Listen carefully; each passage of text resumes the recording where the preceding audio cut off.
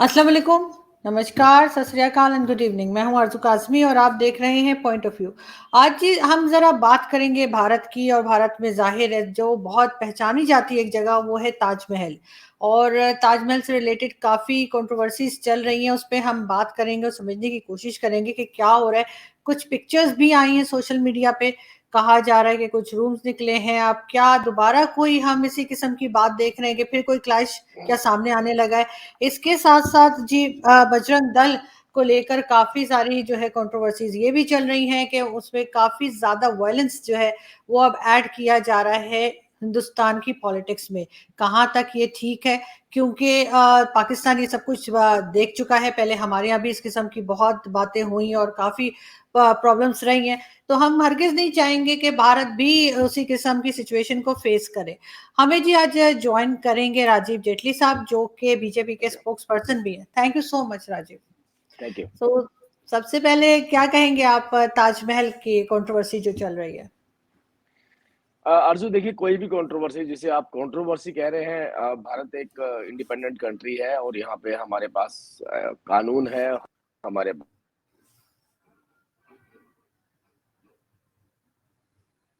आपकी आवाज नहीं आ रही सर को मुझे। अपनी हाँ हाँ हम लोग अपनी अपनी बात रख सकते हैं, कहीं पे भी कोई रखना चाहता है तो रख सकता है। यहाँ पे कोई पॉलिटिक्स नहीं है। आप भी देखिए, चाहे वो कोई भी इशू उठा हो, धर्म को लेकर के, ये चाहे किसी ने कहा हो कि यहाँ मंदिर है, यहाँ मस्जिद बनाई गई मंदिर के ऊपर, तो वो भी कोर्ट के अंदर गए। उन्होंने उन्होंने एक कानूनी रूप से अपनी बात रखी। उन्होंने कहा है कि मेरी भी बात सुनिए, और विद इन द कॉन्स्टिट्यूशन जो जो पॉसिबिलिटीज थी, उन पॉसिबिलिटीज को के मद्देनजर जो है वो कोर्ट ने भी उनको अलाउ किया है कि ठीक है, हम सर्वे करवाएंगे।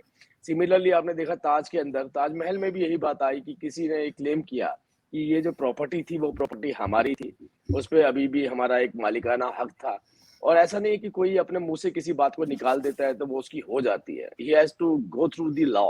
वो कानून के हिसाब से अगर अपनी वो बात रख रहे हैं, तो मुझे लगता है ये हमारे हमारे हमारे पास ये प्रोविजंस अवेलेबल हैं रखने के। हम नहीं चाहते कि किसी भी धार्मिक जगह पे, चाहे मंदिर हो, चाहे वो मस्जिद हो, गुरुद्वारा हो, अगर किसी की कोई वहां से जुड़ा हुआ है, बड़े पुराने तौर पे जुड़ा हुआ है, तो उसके वो अधिकार छीने जाएं, उसके वो हक लिए जाएं, चाहे वो मस्जिद क्यों ना हो। जहां पर मस्जिद है वो मस्जिद रहे।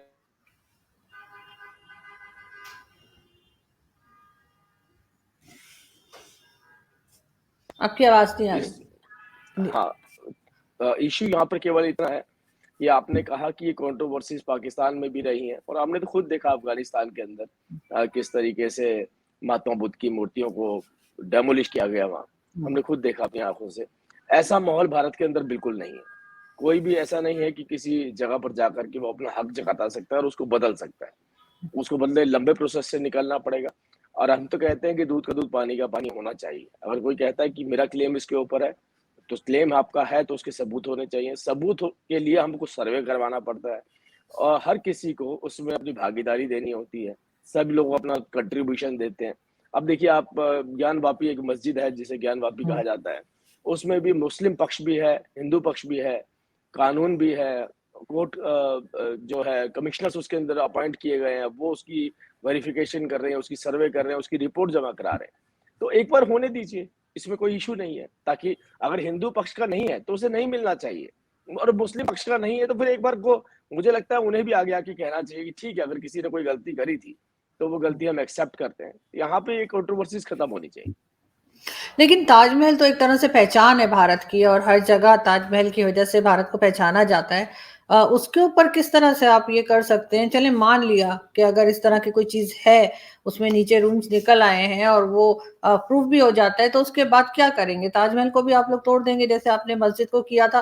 क्योंकि ये तो फिर एक अलग एक कुछ और हिस्ट्री है ना उसकी, मतलब भारत पहचाना ही उससे जाता है। अगर कोई नहीं भी जानता, तो वो ताजमहल का नाम लेते ही फौरन ही भारत और आगरा की एक इमेज आ जाती है माइंड में। देखिए, बिल्कुल नहीं, कोई चीज, कोई मस्जिद, कोई गिरजाघर, कोई गुरुद्वारा, कोई मंदिर नहीं तोड़ी जाती है, कहीं नहीं तोड़ी जाती है। मैंने आपसे थोड़ी देर पहले भी आपसे कहा कि किसी ने आके बाहर कहा, ये कोई भी कोई पॉलिटिकल पार्टी या किसी गवर्नमेंट ने इस तरीके के एलिगेशंस नहीं लगाए हैं कि हमारा ये अधिकार बनता है कि हम इसको तोड़ दें, इसको शिफ्ट कर दें, इसको चेंज कर दें, किसी और को दे दें। मैंने आपसे कहा कि आप देखिए ना, आप हमारे तो इतने वास्ट लेवल पे जो हमारे कानून है, इतने इतने राइट हमने दिए हैं लोगों को, कि अगर कहीं पे किसी को लगता है कि मैं किसी चीज को चैलेंज करना चाहता हूँ, हर व्यक्ति जाता है कोर्ट के अंदर, जाता है वो चैलेंज करने के लिए। अब देखिए, हम एक सीएए लॉ लेकर के आए, उसको भी चैलेंज किया गया, उसको भी कोर्ट में लेकर के जाया गया। हमारे फार्मर बिल जो उनसे आए थे पीछे, उसको भी चैलेंज किया गया, कोर्ट में जाकर चैलेंज किया गया। क्या हम रोक सकते हैं? किसी को नहीं रोक सकते, सबके पास ये आजादी है। अगर कोई जाना चाहता है तो जा सकता है। अब सिमिलरली अब ये ताज वाले केस में भी आपने देखा, अगर उन्होंने इस क्लेम को किया है तो eventually they have to go to the court. अगर कोर्ट में ये बात साबित हो गई तो उसके बाद ये फिर डिसीजन कोर्ट का ही रहने वाला है। ये कोई गवर्नमेंट अपनी तरफ से कोई ऐसा डिसीजन नहीं करने वाली है, कोई हम अमेंडमेंट नहीं कर रहे हैं किसी चीज के अंदर जिसमें हम बोल दें कि जो जो आके अपना क्लेम करता है उसको वो चीज मिल जाए। बहुत बड़ी बहुत बड़े-बड़े अधिकार हमने दिए, बहुत राइट दिए हमने लोगों को यहाँ पर, और उन राइट्स के हिसाब से ही लोग अपने आगे काम कर रहे हैं।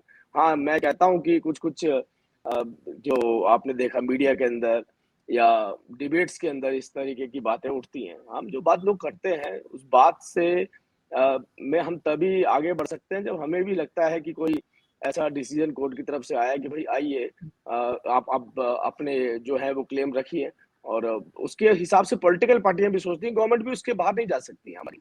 हम गवर्नमेंट भी उसी के बाहर, हम चाहे बाबरी मस्जिद वाला केस रहा हो, वो हमने कोर्ट का इंतजार किया उसमें, बहुत लंबा वेट किया उसमें, प्रायर टू इंडिपेंडेंस। ये कोई आज का केस नहीं था, ये लगभग आप देखिए पिछले 500 साल से केस चला था। अगर इस तरीके से मस्जिद को तोड़ के मंदिर ही बना लेना होता तो शायद कब का बन गया होता, लेकिन वो काम नहीं किया, उसका कोर्ट का इंतजार किया। सुप्रीम कोर्ट से जब ऑर्डर्स आए उसके बाद उसकी मस्जिद की जो है कंस्ट्रक्शन शुरू हुई वहाँ पे। मुझे बताइए ना राजीव के हमने हमेशा से देखा कि जो मोदी जी की सरकार है वो काफ़ी यानी इकोनॉमी के ऊपर भी काफ़ी अच्छा काम कर रही है और फॉरेन पॉलिसी तो इमरान खान साहब ने भी तारीफ कर दी आप लोगों की जाते-जाते कि जी फॉरेन पॉलिसी जो है वो भारत की बहुत ज़बरदस्त है। तो ये सब चीज़ें तो अच्छी हो रही हैं, अगर पाकिस्तान के साथ रिलेशंस ठीक नहीं वो एक अलग चीज़ है, लेकिन अगर सिर्फ भारत को देखा जाए तो वहाँ के लिए आपकी पार्टी की पॉलिसीज़ बहुत अच्छी रही हैं। तो फिर ये बीच-बीच में इस तरह की बातें कभी हिजाब को लेकर आ जाते हैं, कभी कोई मस्जिद जैसे आपने कहा ज्ञानवापी मस्जिद का इश्यू उठता है, कभी ताजमहल का इश्यू उठता है। तो क्या क्या वजह है कि वहाँ के मुस्लिम्स जो हैं, इंडियन मुस्लिम्स जो हैं, उनमें कुछ ना कुछ इस किस्म की प्रॉब्लम्स आती रहती हैं सरकार के साथ या वहीं पे जो लोग रहते हैं उनके साथ, ऐसा ऐसा हम अब देखने लगे हैं, पहले नहीं होता था। ये पहले शायद ज़्यादा नहीं था या शायद मीडिया में नहीं आता था, जो भी कह लें, लेकिन आजकल ज़्यादा हो रहा है, हो रहा है। अ बीच में थोड़ा डिस्कनेक्ट हो गया था, शायद सिग्नल की प्रॉब्लम थी। अब क्या मुझे सुन पा रहे हैं आप? जी, जी, मैं सुन पा रही हूँ आपको। मैं आपको एक बात बताता हूँ, मैं पीछे भी एक डिबेट में था, तो उस डिबेट में हुँ, मैं बार-बार रमज़ान को रमादान बोल रहा था। तो हुँ, एक मुस्लिम एंकर थी हमारे भारत के अंदर ही, तो उसने मुझे बार-बार करेक्ट किया कि आप रमज़ान क्यों बोल रहे हैं? आप रमज़ान क्यों नहीं हुँ, बोल रहे हैं? हमारे सब कॉन्टिनेंट के अंदर ज़ा बोला जाता है, दा नहीं बोला जाता। हुँ, तो मैंने उनसे 3-4 बार एम्फसाइज़ करके रमज़ान बोला। मैंने कहा नहीं, आप गलत बोल रहे हैं, मैं बिल्कुल ठीक बोल रहा हूँ। रमज़ान ही होता है, रमज़ान नहीं होता है। तो उन्होंने कहा ये रमज़ान जो है ना, ये अरबी शब्द है, ये हुँ, भारतीय शब्द नहीं है। ये उर्दू शब्द नहीं है, ये हमारी भाषा में नहीं आता। तो इसका जवाब मैंने तभी दिया कि ये हिजाब भी जो है वो भारतीय नहीं है, ये भी अरबी है। तो आप 2 तरीके से नहीं चल सकते। अगर आपने कहा है कि मैं भारत के हिसाब से सोचती हूँ या भारत के हिसाब से बोलती हूँ और भारत की कल्चर पे विश्वास रखती हूँ, तब मिक्स क्यों करते हैं 2 चीज़ों को? हम अरबी कल्चर को यहाँ पर मिक्स करने की कोशिश करते हैं। हमें, क्योंकि हम देखिए, आप पाकिस्तान से भारत के अंदर हम हमारी जो कल्चर है वो अरेबियन कल्चर नहीं है, और मैं मानता हूँ इस बात को, since I also come from Pakistan. हम माइग्रेट हुए थे कभी पाकिस्तान से। तो मेरे हमारे जो ग्रैंड पेरेंट्स थे वो बताते थे कि कितना खुला कल्चर वहाँ होता था। ये जो आज दकियानूसी सोच शुरू हुई है, किसी भी धर्म में जो कट्टरपंथी शुरू हुई है, ये कट्टरपंथी हमने कभी पाकिस्तान में नहीं देखी थी। और ये भी क्लेम किया जाता है कि इवन बँटवारे के वक़्त पे भी शायद ये पंजाब प्रोविंस जो-सा था ये सबसे बेहतर था। इसने लास्ट मोमेंट तक ये नहीं सोचा था कि बँटवारा होगा। ठीक है, हमारे सियासतदान थे, उन्होंने किस तरीके के रोल प्ले किए और उस लोगों को घर छोड़ कर के आना पड़ा। हम अपने भी घर छोड़ कर के आए थे वहाँ से। तो ये हमें पहले ये समझना पड़ेगा कि हम अपने देश से अगर प्यार करते हैं, अपने कल्चर से प्यार करते हैं, आप देखिए ना, चाहे वो पाकिस्तान का आदमी हो, चाहे वो भारत का आदमी हो, जब हम किसी तीसरे देश में जाते हैं, आप चाहे उसको इस्लामिक देश ही कह लीजिए, सऊदी अरबिया में जाते हैं, किसी ऐसी कंट्री में जाते हैं जहाँ पे उर्दू या हिंदी या पंजाबी नहीं बोली जाती। अब देखिए कितने मुसलमान उनके साथ जुड़ते हैं जाकर के। वो ढूँढते हैं किसी भारतीय को, और भारतीय भी ढूँढता है किसी पाकिस्तानी को, क्योंकि मैं अपनी भाषा तो बोल सकता हूँ कम से कम, कंफर्टेबल तो रह सकता हूँ उनके साथ। तो हमें ये पहले तो ये डिसाइड करना है कि हमारा कल्चर क्या है। वो कल्चर चाहे पाकिस्तान के अंदर हो, चाहे भारत के अंदर। हमें अपने कल्चर के हिसाब से जीना है, और कल्चर के हिसाब से जीना है तो ये केवल धर्म के आधार पे आप ये नहीं कह सकते कि ये चीज़ मैं वहाँ से लेकर के आऊँगा। और इवेंचुअली है क्या? ये रिस्ट्रिक्शन किसके ऊपर लगाई जा रही है? ये रिस्ट्रिक्शन तो लेडीज़ के ऊपर लगाई जा रही है, महिलाओं पे लगाई जा रही है। तो ये जो है ना कंफर्ट ज़ोन सा जिसे कहा जाता है कि एक धर्म की आड़ लेके जिसे कहता है इंसान आदमियों ने अपना कंफर्ट ज़ोन बना लिया। तो वो कंफर्ट ज़ोन भी कहीं धर्म के अंदर नहीं लिखा है। जब हम लंबी डिबेट करते हैं, डिस्कशन करते हैं, तो उसमें भी कई बार निकल के आती है बात कि भई ये कुरान में तो ये बात लिखी नहीं है। और दूसरी बात, आप ये देखिए, मैं बार-बार इस बात को कोट करता हूँ कि कुरान में साफ तौर पे लिखा है, अगर आप किसी दूसरे धर्म की जगहों पर मस्जिद बनाते हैं, तो आपकी नमाज़ नहीं कबूली जाती है, वो मस्जिद नहीं होती है। अगर आपने उसका पैसा नहीं दिया, उसका मुआवजा नहीं दिया और आपने खरीदी नहीं है वो ज़मीन, तो इसका मतलब वो मस्जिद नहीं है। तो ये तो पहले ही लड़ाई खत्म हो जाती है कि अगर वो चीज़ आपकी नहीं है, तो आप उसमें नमाज़ कैसे अदा कर सकते हैं? तो ये बात समझने वाली, लेकिन फिर भी मैं बोलता हूँ, ये मेरे पर्सनल व्यू हो सकते हैं, लेकिन डिसीजन जो होता है फाइनली, क्योंकि आर्बिट्रेशन में दोनों ही पक्ष रखे जाते हैं। उसमें कोई भी अगर वही खिलाफत में खड़ा है, तो वो भी अपनी बात रखेगा, पक्ष में खड़ा है, तो वो भी अपनी बात रखेगा, और अब दोनों के सबूत पेश किए जाएँगे और उसके बाद कोई भी डिसीजन होगा। हाँ भाई, ये चीज़ है क्या? तो ऐसे ही अगर कोई ताजमहल के अंदर ये कहता है कि मेरे को ताजमहल में मेरा मालिकाना अधिकार है, कोर्ट के पास जाता है और साबित हो जाता है, तब ये कोर्ट डिसाइड करेगा कि उसको गवर्नमेंट को कंपनसेट करना है या किसी और वहाँ के एस्टेब्लिशमेंट को कंपनसेट करना है या नहीं करना है। ये भी गवर्नमेंट का, ये भी एक कोर्ट का डिसीजन रहने वाला है।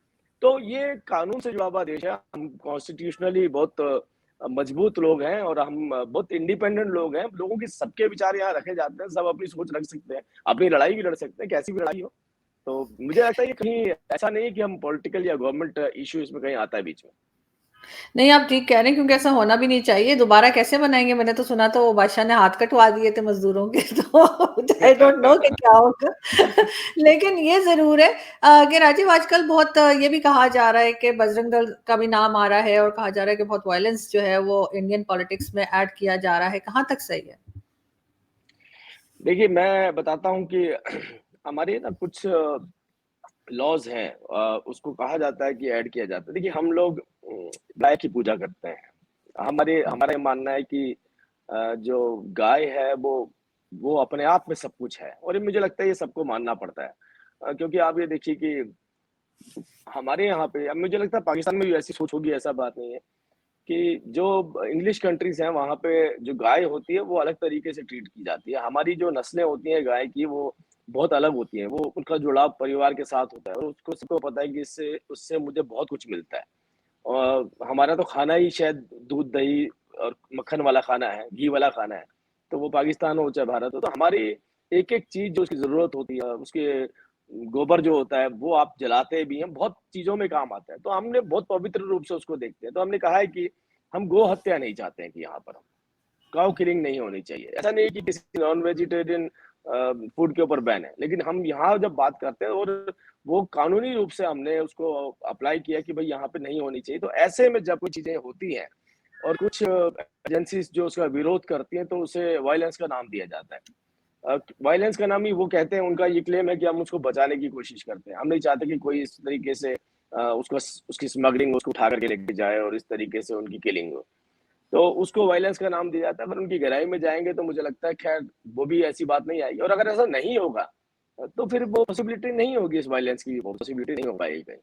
अगर ऐसी कंडीशंस नहीं खड़ी होंगी, हमारे यहाँ ना सियासतदान जो हैं, जो दूसरी राजनीतिक पार्टियाँ हैं, मुसलमान नहीं चाहता है कि मैं कानून को हाथ में लूँ। मुसलमान नहीं कहता है कि मैं ऐसा कोई काम करूँ जो किसी हिंदू को पसंद नहीं है।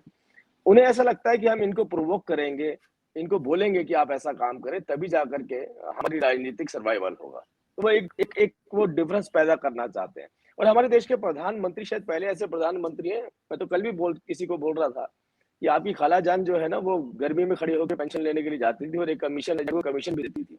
इस देश के प्रधानमंत्री ने उसके मोबाइल के अंदर पेंशन लाके दे दिया। उनसे उनसे जाके पूछिए, उन महिलाओं से जाके पूछिए, उन उन बुजुर्गों से जाके पूछिए।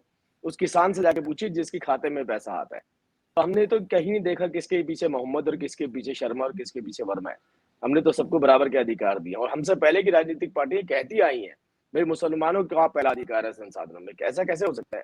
किसी देश के अंदर किसी का पहला और किसी का दूसरा कैसे हो सकता है? तो ये जो डिफरेंस पैदा किया उससे उनका सर्वाइवल तो हो सकता था, लेकिन देश का नहीं हो सकता था। और बहुत ही ईमानदारी से हमारे देश के प्रधानमंत्री तो आपने देखा, अरे वो तो हमारे ऊपर तो इल्जाम लगते हैं कि बिना बताए आप पाकिस्तान चले जाते हैं, बिना प्रोटोकॉल तोड़ के पाकिस्तान चले जाते हैं। तो वो तो इतनी लिबर्टी देना चाहते थे और इतना प्यार करना चाहते थे, वो तो बहुत कनेक्ट करना चाहते थे। किसने इनिशिएटिव लिए? पहले प्रधानमंत्री वाजपेयी जी ने लिया, नरेंद्र मोदी जी ने, प्रधानमंत्री जी ने तो और ज्यादा आगे बढ़ करके कदम बढ़ाए। हम तो बहुत मतलब लगाव रखना चाहते हैं, लेकिन हाँ बीच में देखिए आपकी कुछ एजेंसीज या ऐसा माहौल वहां पर जिसको लगता होगा कि भारत के साथ दुश्मनी या फिर खत्म कर लिया हमने, तो शायद हमारा सर्वाइवल खत्म हो जाए। ऐसा नहीं कि जानकारी नहीं है, क्योंकि मुझे मालूम है एक बड़ा फंड होता है आपका, जो आपके गरीबों को मिलना चाहिए, जरूरतमंदों को मिलना चाहिए। वो फंड शायद कहीं ना कहीं रोटेट इसी बात से हो जाता है कि भारत से दुश्मनी बढ़ेगी, ये दुश्मनी रखेंगे तो तब हमारी जेब भरी जाएगी। अब देखिए यहाँ पे कोई भी बड़े बड़े जो ऑफिसर्स होते हैं, एक भी ऐसा मुझे लगता नहीं कोई लाहौर में या इस्लामाबाद में बच्चे आपके नजर आते होंगे, सब अमेरिका और कनाडा में ही पढ़ते हैं जाकर के।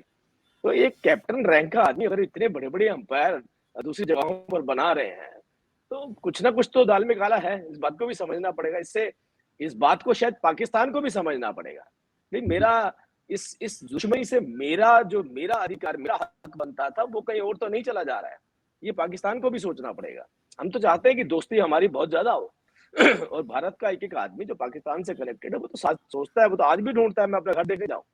देखिए उनके बच्चे तक, आज तक तीसरी पीढ़ी आ गई है, आज भी उनके अंदर वो लगाव है कि मैं भी अपना घर देखना चाहता हूँ। इनफैक्ट मैं खुद सोचता हूँ कई बार कि भाई मैं भी अपना घर देख करके आऊँ, कहाँ पर है वो, कौन सी जगह पर है, कैसा था।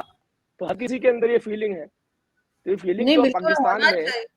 जी, जी, जी राजीव। हाँ ये नहीं, फीलिंग आपको तो अब मुझे बिल्कुल लगता आना है ये, चाहिए।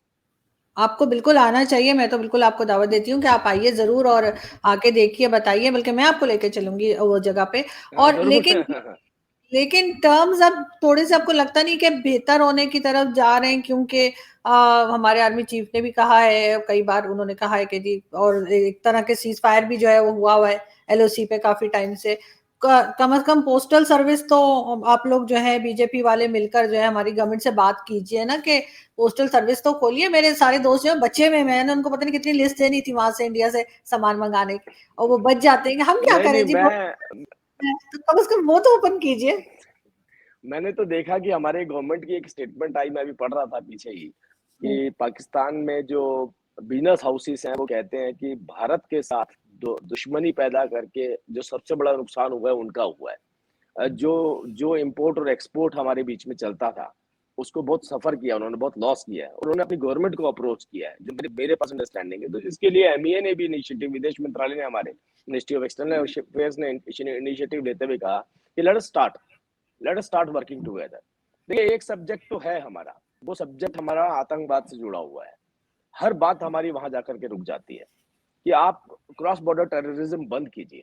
हमने तो देखिए, हमने इतनी जस्टिफाइड डिमांड करी है, इतनी जस्टिफाइड डिमांड करी है। कोई भी देश नहीं चाहेगा कि मेरे देश के अंदर कोई दूसरा देश किलिंग करवाए या उनको स्पॉन्सर करके यहाँ भेजे। अब तो अब वो चुनौती, वो चैलेंजेस मुझे लगता है आपके पास भी शुरू हो गए हैं। जिस तरीके से बलूचिस्तान के अंदर चाइनीज वर्कर के साथ हुआ, तो वो चैलेंजेस आपके साथ भी, क्योंकि देखिए बहुत देर तक आप नहीं खींच सकते हैं। अब उन्हें भी मालूम है कि कौन सा देश मेरे देश को तरक्की दे सकता है, मेरे देश के साथ ईमानदारी से मेरी डेवलपमेंट करवा सकता है, कॉपरेशन कर सकता है। उन्हें भी एहसास है। ये भारत के साथ कभी ऐसी नौबत नहीं आई। मैं भारत में, मेरे काफी दोस्त रहे हैं जो पाकिस्तान के अंदर एम्बेसीज में रहे हैं, और वो जब आके फीडबैक देते थे, उन्होंने कहा था कि वहां के लोग मुझे हमेशा आंखों पे रखते हैं। हम मार्केट में निकलते हैं और वो इंडियन सुनते ही वो हमारी इतनी खातिरदारी करते हैं। हम किसी सामान को हाथ लगाते हैं तो वो कहते हैं कि हमसे पैसे भी नहीं लेंगे। तो वो फीलिंग है यहाँ पे, और वो फीलिंग वहां पर भी है देखिए। लेकिन वो फीलिंग शायद तीसरे देश, जिसने अपना पैसा कमाना है, जो अपना पैसा कमाने के लिए आपको यूज कर जाता है, वो यूज करने के बाद उसका उसका फायदा हो सकता है, लेकिन वो पाकिस्तान का फायदा नहीं है। तो हमें म्यूचुअली देखना है इस बात को कि ये दो देश आपस में कैसे कोऑपरेट करते हैं, ये दो देश आपस में कैसे बढ़ते हैं। और इसको बढ़ने के लिए सबसे पहले एक शर्त जो लगता है लगभग 30 साल से की डिमांड की जा रही है कि क्रॉस बॉर्डर टेररिज्म खत्म होना चाहिए, और हम बहुत सारे एविडेंसेस दे चुके हैं उसके। क्योंकि हमारे यहाँ पे जो आतंकवादी मारे जा रहे हैं, उनकी जेब में आई कार्ड मिलते हैं, बाकायदा उनके एड्रेस होते हैं उसके अंदर। तो वो कैसे यहाँ पहुँचते हैं? क्यों यहाँ पहुँचते हैं? तो ये बहुत बड़ा सब्जेक्ट है। मुझे लगता है ये दोनों तरफ से ये पहल तो अब हमने बहुत बार करके देख ली है। अब तो ये it is a turn off Pakistan कि अब वो कैसे डिसाइड करते हैं। क्योंकि देखिए अब ये चैलेंजेस हैं पाकिस्तान के साथ। आज इकोनॉमिक फ्रंट के ऊपर बहुत बुरे हालातों से गुज़र रहे हैं। आप कब तक उन अरब देशों की तरफ देखते रहेंगे? कब तक आप उन अरब देशों से कहेंगे कि हमारी अ आपकी आवाज़ आपकी आवाज़ नहीं आ रही।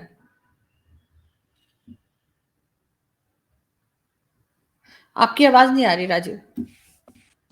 ओके। अब हाँ, अभी मैं ठीक है। सुन हाँ, हाँ। तो हमें दोनों ही देशों को आपस में बहुत कोऑपरेट करके चलना पड़ेगा और मुझे लगता है कि एक बेहतर पाकिस्तान बन सकता है अगर भारत के साथ चले और दुनिया में किसी भी देश के साथ उसका एसोसिएशन उसको आप पिछला रिकॉर्ड उठा के देखिए, हर देश ने आपको यूज़ किया है। हुँ। आपका ही क्लेम है ये, हम नहीं कह रहे हैं और कभी भारत ने आपको यूज़ नहीं किया, किसी भी फ्रंट पे यूज़ नहीं किया और आपने 1 कदम बढ़ाया तो भारत ने 5 कदम आगे बढ़ा करके दिखाया। तो अब ईमानदारी से ये सियासतदानों को समझना है कि अब बहुत हो लिया, बहुत कमा लिया, अब पाकिस्तान की जनता के बारे में भी सोच लें, पाकिस्तान की जनता की ज़रूरतों की तरफ ध्यान दे दें और ये दोनों देश आपस में एक-दूसरे के साथ कोऑपरेशन रखना चाहते हैं और ऐसा नहीं है कि भारत का मुसलमान पाकिस्तान की तरफ दिखता है। भारत का हिंदू शायद उससे ज़्यादा दिखता होगा एक पंजाबी के नाते। तो ये भी एक फ़र्क है। हमें बहुत कुछ समझना है, बहुत कुछ सोचना है। हमारी कल्चरल एक्टिविटीज़ होती हैं, आपके सिंगर्स यहाँ आते हैं, हमारे कलाकार वहाँ जाते थे, दोनों को सम्मान मिलता है और आज भी हमारे यहाँ आपके यहाँ शायद हमसे ज़्यादा हमारे बॉलीवुड के सॉन्ग सुने जाते हैं और पाकिस्तान से ज़्यादा शायद पाकिस्तान के सिंगर यहाँ सुने जाते हैं। तो ये तो दोनों ही देशों को मिलके चलना है और ये सियासतदानों के ऊपर है कि उनको समझाना है कि भई अभी छोड़िए, ये आतंकवाद छोड़िए, ये टेररिज़्म छोड़िए, इससे किसी की भलाई नहीं होने वाली। बिल्कुल, और वो तो ख़ैर म्यूज़िकली तो कहा ही जाता है कि कोई बाउंड्री नहीं होती और बिल्कुल यहाँ पे बहुत म्यूज़िक सुना जाता है भारत का, मूवीज़ भी देखी जाती हैं। लेकिन यही है कि पाकिस्तान की जो आप पॉलिटिशियंस को कह रहे हैं, पॉलिटिशियंस से ज़्यादा शायद एस्टेब्लिशमेंट को समझने की ज़रूरत है कि भारत के साथ टर्म्स बेहतर हों। कोशिश सुना जा रहा है कि की जा रही है और इस वज़ह से जो है वो थोड़ा-थोड़ा करके ही सही, लेकिन कुछ हम बेहतरी की तरफ जा रहे हैं। कम अब इस किस्म की न्यूज़ आती हैं कि बॉर्डर क्रॉस किया किसी ने कश्मीर साइड से या कुछ। लेकिन लास्ट में मैं यही पूछना चाहूँगी कि एक और न्यूज़ अभी वहाँ पे चल रही है यासीन मलिक को लेकर, भारत में बहुत ज़्यादा। तो वो क्या है? आप लोग किस तरह से इस चीज़ को हैंडल कर रहे हैं? देखिए, यासीन मलिक ने एनआईए नेशनल इन्वेस्टिगेशन एजेंसी के सामने खुद कबूल किया है और उसने कहा है कि मैं जितने इल्ज़ाम मेरे ऊपर लगे हैं, मैं इन इल्ज़ामों को मानता हूँ। ये किलिंग्स मेरे द्वारा की गई हैं। उसने खुद क्लेम किया है कि मैंने कितने लोगों का कत्ल किया है। वो उसका ग्राउंड क्या बनाया है वो मैटर नहीं करता, लेकिन वो किलिंग करी है, इनोसेंट लोगों को मारा है, माहौल खराब किया है।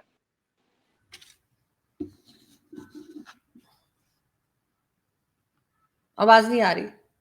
ये इससे जी। जब उन्होंने इस बात को खुद कबूल कर लिया तो आप इससे अंदाज़ा लगाइए। मैंने सबसे पहले आपसे कहा था लॉ सबसे ऊपर है और अपनी गुनाह को कोई खुद मान ले, तो उसके बाद आप ये उम्मीद नहीं कर सकते कि वो बच सकते हैं फिर। मगर वो कोई राजीव, भी ये तो कुलभूषण ने भी माना था, ये तो पाकिस्तान की तरफ से भी क्लेम किया गया था कि कुलभूषण ने सारी बातें मान ली हैं। अगर इसी तरह से मानने पे बिलीव किया जाए तो फिर क्या कुलभूषण ने भी सही कहा देखिए था? 2 तरीके से होता है। एक तो होता है कि आपकी आर्मी उनसे इंटेरोगेशन कर रही है, इन्वेस्टिगेशन कर रही है। हुँ, एक होता है कि आपको अपना वकील नियुक्त करने का मौका मिलता है।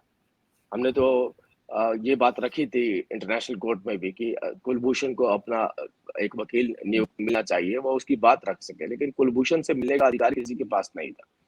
कुलभूषण से जिस तरीके से उसको मिलवाया गया एक बड़े बड़े ग्लास चैम्बर के बीच में जिसकी चेहरा भी नहीं देखा गया, उसकी बात भी नहीं सुनी गई। और दूसरी तरफ एक यासीन मलिक की बात करें तो पूरी तरीके से खुले तौर पर घूमने वाला व्यक्ति, जो अभी तक पॉलिटिशियंस की मीटिंग में आते थे, उनके साथ चाय पीते थे, उनके साथ नाश्ता करते थे, अपनी बात रखते थे। ऐसे में तो ये अधिकार उनके पास है। हमने तो कहा था कि आप अपने जितनी बात रखना चाहते हैं, जब वो व्यक्ति ने खुद ही कबूल कर लिया है, ये आज की न्यूज़ में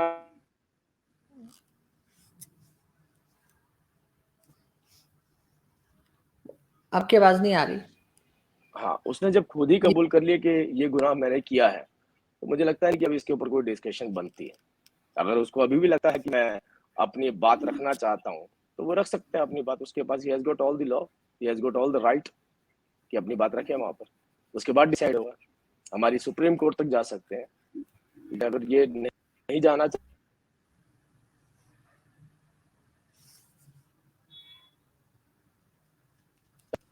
जी, आप रिपीट कर देंगे प्लीज, क्योंकि मुझे आपकी हाँ, आवाज नहीं आई। मैं तीसरी बार इस बात को रिपीट कर रहा हूँ कि ये यासीन मलिक के पास ये राइट है कि वो अपनी बात को अपने लॉयर्स के माध्यम से, अपने लॉयर्स के थ्रू रख सकते हैं किसी भी कोर्ट में जाकर।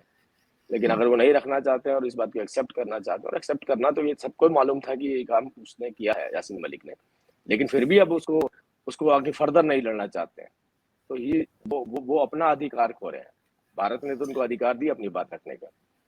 यानी आप कुलभूषण वाले केस को और यासीन मलिक केस को बिल्कुल एक तरह से अलग अलग समझते हैं आपके ख्याल से, कि मान तो दोनों ही गए थे ना। कुलभूषण ने भी कहा कि हाँ, जो कुछ कहा गया, आप चाहे आप जैसे मर्जी भारत समझे कि कैसे कहलवाया, इसी तरीके से अगर यासीन मलिक के लोग भी ये कहें कि नहीं जी वो तो आपने डरा धमका के ये सब कुछ कहलवाया है, तो उस पर आप क्या कहेंगे? नहीं, यासीन मलिक के लोग ये अगर इस बात को एनआईए के सामने रखते हैं कि भाई उनको डराया धमकाया है, तो हमने तो कहा है कि वो अपनी लड़ाई लड़ सकते हैं कोर्ट के अंदर जाकर के। ये अगर अगर उनको ये भी चाहिए, भारत का ही कोर्ट ना, नहीं उन पे यकीन भारत का करेंगे कोर्ट वो? नहीं नहीं, क्यों यकीन नहीं करेंगे? भारत के कोर्ट में ही जस्टिस मिला है सबको, भारत के कोर्ट में ही जस्टिस मिला है सबको। मैंने आपको बोला एक हमारा एक कॉन्स्टिट्यूशन है, हमारा एक सिस्टम है। उस सिस्टम में अगर उनको सरकारी वकील चाहिए तो सरकारी वकील रख सकते हैं। उनको ऐसा लगता है कोई मेरा वकील होना चाहिए तो अपना वकील रख सकते हैं। और ऐसा नहीं होता, देखिए कोर्ट के अंदर जब जजमेंट आती है तो उसमें जो डॉक्यूमेंट्स प्रोड्यूस किए जाते हैं, जजमेंट कोई 1-2 पेजेस की नहीं होती है। कई बार वो कि जजमेंट 10-10 हजार पेज की होती है, सारे फैक्ट्स होते हैं। तो जब सभी फैक्ट्स रखते हैं, और ऐसा भी नहीं है ये कोर्ट कोई इनबाउंड कोर्ट्स होती हैं, ये बंद कमरे के अंदर होती हैं, इसमें सभी लोग बैठते हैं, हर कोई व्यक्ति उसको सुन भी सकता है किस तरीके के वहां पे आर्ग्यूमेंट्स चल रहे हैं। तो कोई ऐसा नहीं है, उसमें प्रिंट मीडिया उसको प्रॉपर्ली छापता है, इलेक्ट्रॉनिक मीडिया उसको छापता है, साइमल्टेनियसली दिखाता है। फिर भी अगर क्योंकि आप सारी बातें ही खत्म हो जाती है जब उन्होंने खुद ही माना है कि ये सारा गुनाह मैंने किया है, और फिर भी उसके पास ये अधिकार है कि वो अपनी लड़ाई लड़ सकता है। नहीं लड़ना चाहते तो ये सब्जेक्ट मुझे लगता नहीं डिस्कशन का है। हाँ, उसका ही इनजस्टिस हो रहा हो कि उनको कोर्ट से वकील नहीं मिल रहे हो, या उनके पास कोई वकील ना हो, या उनको ये अधिकार ना दिया जा रहा हो कि आप कोर्ट में जा सकते हैं, तब आप ये बात तो उठा सकते हैं। लेकिन जब ये एक्सेप्ट कर लिया गया तो ये डिबेटेबल इशू ही नहीं है शायद। तो आपको लगता है कि पाकिस्तान की तरफ से रिएक्शन आएगा? ये फिर पाकिस्तान को समझना है कि हमारे देश के अंदर अगर कोई इस तरीके से किलिंग करता है, हमारे देश के अंदर अगर इस तरीके से माहौल को खराब करता है, और वो खुद इस बात को कबूल भी कर लेता है, उसको कबूल भी कर लेता है, तो फिर पाकिस्तान फिर भी अगर एंट्री करता है तो फिर बात वहीं पे आ जाती, क्रॉस बॉर्डर टेररिज्म पे। ये तो पाकिस्तान को समझना चाहिए था। ये अब भारत के समझने का शायद मैटर नहीं है, मुझे लगता है। क्योंकि मुझे अभी भी जो है ना वो यही कंफ्यूजन है कि क्योंकि कुलभूषण यादव के केस में भी यही कहा गया था कि उन्होंने सारी बातें मान ली हैं, और उसके बाद जो है यहाँ पे भी यही बताया गया था, लेकिन खैर वो अलग एक केस अभी तक चलता चला जा रहा है। तो इसी किस्म का मुझे ये भी लग रहा है, और खैर मैं गलत भी हो सकती हूँ, लेकिन फिर भी मुझे ये दोनों में काफी सिमिलैरिटीज नजर आ रही है। इस वजह से मैंने कहा मैं आपसे पूछूं कि आखिर ये चल क्या रहा है और ये कैसे मैनेज होगा। मेरे ख्याल इसमें भी और मजीद टाइम लगेगा, तभी पिक्चर क्लियर होगी कि असल में क्या है। आपको ऐसे ही लगता है कि कुछ टाइम और लगेगा? देखिए, हमारी तो आर्मी भी कश्मीरियों को बचाने के लिए कश्मीर में खड़ी है। आप कश्मीर में कौन रह गया बताइए?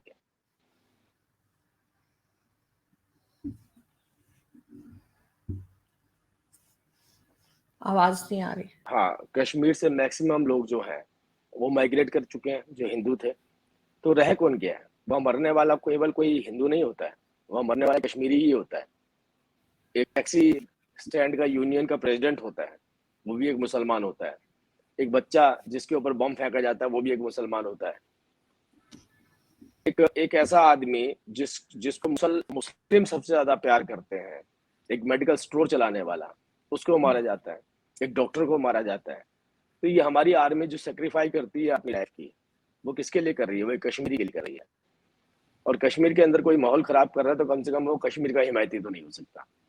तो जो कश्मीर का हिमायती नहीं है, मुझे लगता है कि उसके साथ इस तरीके के जस्टिस होना बहुत जरूरी है। नहीं, बिल्कुल इस चीज़ से अलग हटके कि कौन-सा रिलीजन है, अगर कोई वाक़ई में इस किस्म की बात करता है जिससे कि माहौल ख़राब होता है, तो बिल्कुल उसकी सज़ा होनी चाहिए, लेकिन साथ-साथ सबूत भी होने चाहिए और इससे जो है मेरा ख़्याल है अगर सबूत भी हैं, तो फिर तो इस बात में कोई शक नहीं रह जाता। लेकिन फिर भी हम यही चाहेंगे कि हिंदुस्तान हो या पाकिस्तान, दोनों जगह के जो हैं वो माहौल सही रहे और लोग आराम से रहें। Thank you so much sir कि आज आपने जॉइन किया। Thank you ma'am. Thank you. Thank you, thank thank you. You, thank thank you.